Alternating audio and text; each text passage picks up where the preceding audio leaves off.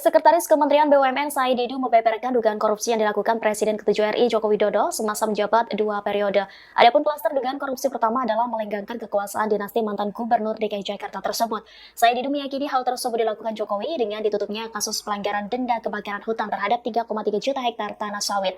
Kemudian klaster kedua adalah membungkam dan memenjarakan lawan-lawan politik dari Jokowi. Saya juga menyebut banyak kasus-kasus korupsi yang diduga menjerat menteri di era kepemimpinan Jokowi terkesan tidak dilanjutkan oleh penegak hukum.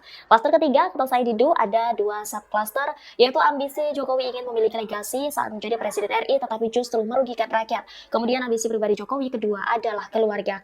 Kemudian klaster keempat, yakni Jokowi melakukan penyogokan kepada rakyat lewat bantuan sosial. Sementara klaster terakhir adalah Jokowi diduga menyogok oligarki untuk menyokong kekuasaannya selama 2 periode menjadi orang nomor 1 di Indonesia. Saya mencoba. Download Tribun X sekarang, menghadirkan lokal menjadi Indonesia.